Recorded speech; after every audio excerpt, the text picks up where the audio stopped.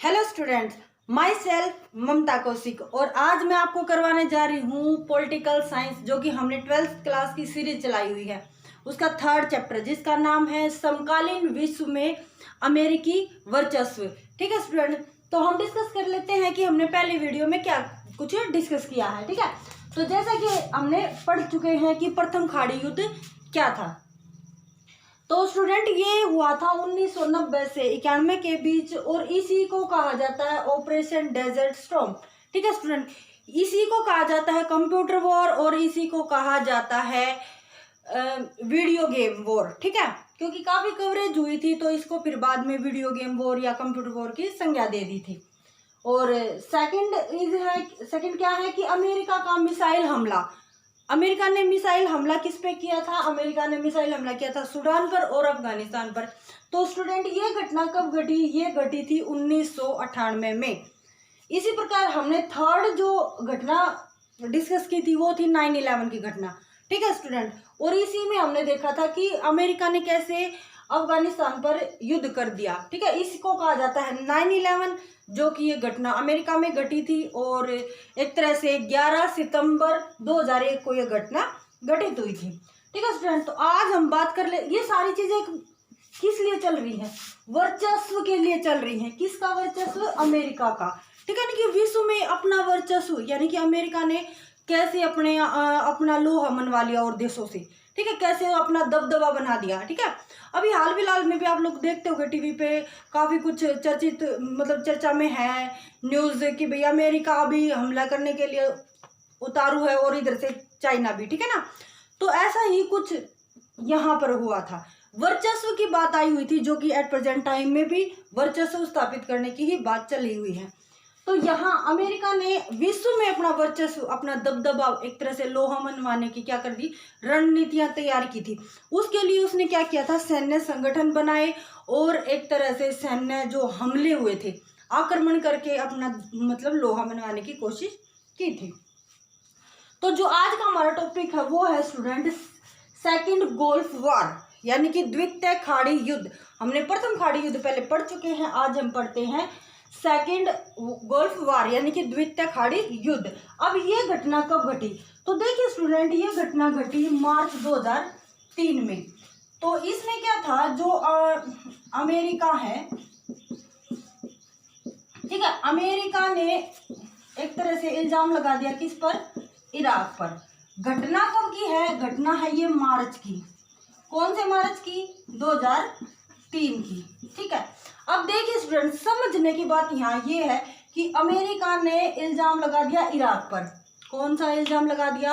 कि ये है जो इराक, वो क्या करता है? वो हथियार बनाता है, नाजायज हथियार बनाता है, बिना किसी परमिशन के गोला बारूद अत्यधिक मात्रा में बनाता है। ठीक है, और इसको क्या कर दिया? इस पर कर दिया हमला। किसने? अमेरिका ने। ठीक है, जिस समय ये घटना घटित हुई उस समय अमेरिका के जो राष्ट्रपति थे स्टूडेंट, ये आपको ध्यान रखना पड़ेगा बेटा, जॉर्ज बुश थे उस समय। जॉर्ज बुश कौन थे? राष्ट्रपति थे। अमेरिका अपना वर्चस्व स्थापित करने के जो वर्चस्व है वो स्थापित करने के लिए क्या कर रहा था? एक तरह से हर पल ये सोचता रहता था कि कैसे किसी को टारगेट किया जाए। ठीक है, अपना लोहा मनवाने के लिए। तो यही ये रणनीति अपनाई थी अमेरिका ने। अमेरिका ने क्या किया? इराक को टारगेट किया और इस पर इल्जाम लगाया कि ये नाजायज हथियार बनाता है। ठीक है, और जो इसके राष्ट्रपति थे जॉर्ज बुश, उसने क्या किया? उसने अपनी सेना को क्या कर दिया? आदेश दे दिया कि इस पर क्या कर दिया जाए? हमला कर दिया जाए। ठीक है, अगर कोई और देश होता तो शायद वो आलोचना से बचने के लिए ऐसा नहीं करता, लेकिन अमेरिका ने किसी की भी आलोचना सहे बगैर, मतलब उसकी परवाह करे बगैर कि मेरे बारे में दुनिया क्या कहेगी, ठीक है, या बाकी जो देश हैं वो मेरे बारे में क्या कहेंगे या आलोचना करेंगे मेरी, इस चीज की उसने परवाह नहीं की। ठीक है, और परवाह न करते हुए इराक पर क्या कर दिया? क्या बोल दिया? एक तरह से हमला बोल दिया। ठीक है स्टूडेंट, हमला बोल दिया। और इसमें और क्या कर दिया गया? हमला बोलने के बाद ये एक तरह से फिर से घटित हुआ, एक तरह से फिर से स्थापित हो गया कि क्या है ये एक एक जो अमेरिका है वो क्या है, विश्व एक ध्रुवीय बन चुका है। विश्व क्या है, एक ध्रुवीय बन चुका है। ठीक है स्टूडेंट, विश्व क्या है, एक ध्रुवीय बन चुका है। तो यहाँ एक तरह से ये स्थापित हो गया है कि अमेरिका, अगर कोई और देश होता तो वो आक्रमण करने से क्या होता, पीछे हटता, लेकिन यहाँ अमेरिका ने ऐसा नहीं किया और इस पर आक्रमण कर दिया। और फिर से एक ऐसी ही घटना घटित हो गई जो ये जो सत्यापित करती है, प्रूफ करती है कि वास्तव में ही अमेरिका क्या है, प्रभुत्व देश है और उसका अपना बोलबाला है विश्व में। ठीक है, जो कि हम उसी के कंटेंट हमारा हम वही पढ़ने वाले हैं। ठीक है स्टूडेंट, तो इस प्रकार हमारा आज का ये सेकंड गोल्फ वार भी खत्म होता है। आई थिंक आपको समझ में आ गया होगा कि भाई कैसे अमेरिका ने इराक पर झूठा इल्जाम लगाकर उस पर आक्रमण कर दिया और गोले बारूद बनाने का उस पर इल्जाम लगा दिया और फिर एक तरह से फिर से अपना लोहा मनवा लिया और प्रूफ कर दिया कि उसी का बोलबाला है। ठीक है, इसी प्रकार वर्चस्वता का इतिहास। तो देखिए स्टूडेंट, मैं आपको बता देती हूँ, जैसे कि हमने पढ़ लिया कि वर्चस्वता का क्या मतलब होता है, तो पता ही हमें वर्चस्व क्या होता है। वर्चस्व होता है दबदबा।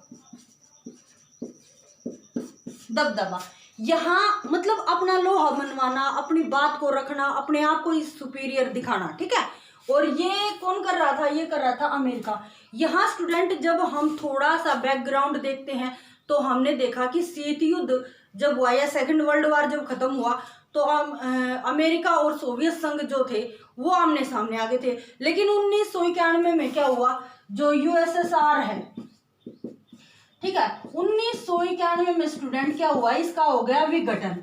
विघटन होने के बाद क्या हुआ कि केवल और केवल अमेरिका ही बच गया।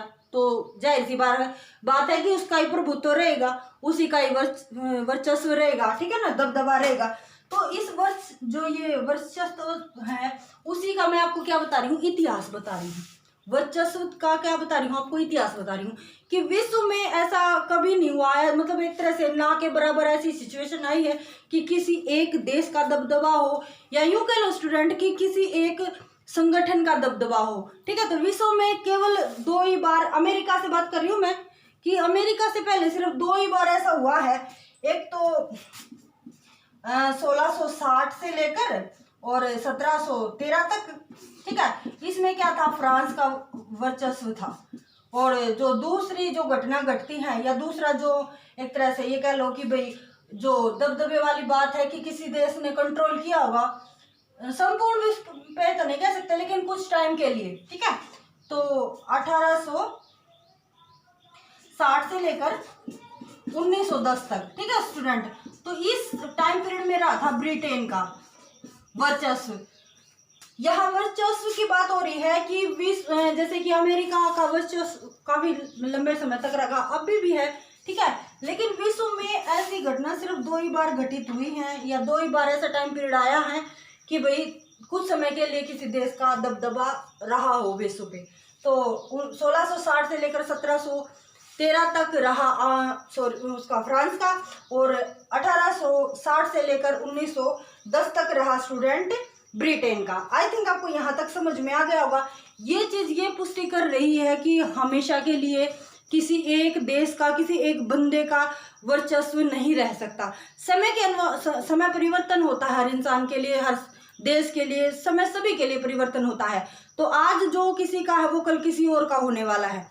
ठीक है, तो यही चीजें, यही सिचुएशन यहाँ मतलब एक तरह से दिखाई गई है कि भाई जो दबदबा है वो आज किसी और का है तो कल किसी और का होगा। ठीक है, यही सिचुएशन दिखाई गई है। लेकिन सबसे जो ज्यादा बोलबाला रहा है स्टूडेंट, वो किसका रहा है, अमेरिका का। इसी प्रकार हम देख लेते हैं अब, जैसे स्टूडेंट ये बहुत ही मोस्ट इम्पोर्टेंट है, ये आपके उसमें पूछा भी जाता है एग्जाम में।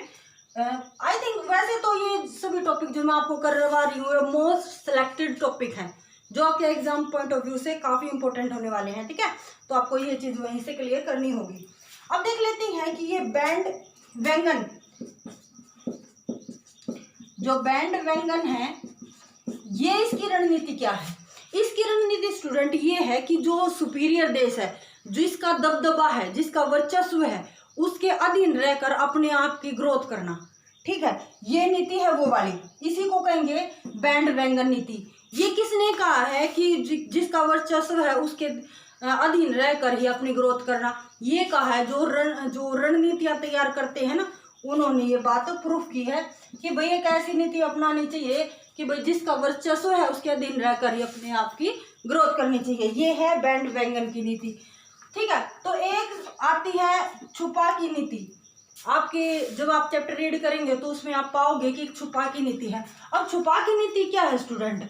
अब छुपा की नीति कुछ रणनीति तैयार करते हैं, एक तरह से उन्होंने क्या कहा है कि कुछ देश ऐसे हैं जो ये छुपा की नीति को अपना लेते हैं। मीन्स कि अमेरिका की दृष्टि से अपने आप को छुपा देना, ठीक है, कि भाई अगर अमेरिका कोई कार्य कर रहा है तो उसके किसी भी कार्य में दखल अंदाजी न करना। न करेंगे तो क्या करेंगे, एक तरह से अपने आप को अमेरिका की जो क्रूर दृष्टि है उससे क्या करेंगे, अपने आप को छुपा लेंगे, ठीक है। तो ये है छुपा की दृष्टि। आई थिंक आपको आज जो हमने डिस्कस किया है सेकेंड गल्फ वॉर और वस्तुतः बैंड वैगन और छुपा की नीति, आई थिंक स्टूडेंट आपको ये सब टॉपिक आज क्लियर हो गए होंगे। तो इसी प्रकार हमारा आज का टॉपिक और हमारा जो थर्ड चैप्टर है पॉलिटिकल साइंस का, जो 12th क्लास की सीरीज चलाई हुई है, ये चैप्टर हमारा समाप्त होता है। तो मिलते हैं अपनी नेक्स्ट वीडियो में 4th चैप्टर के साथ। Take care, thank you so much.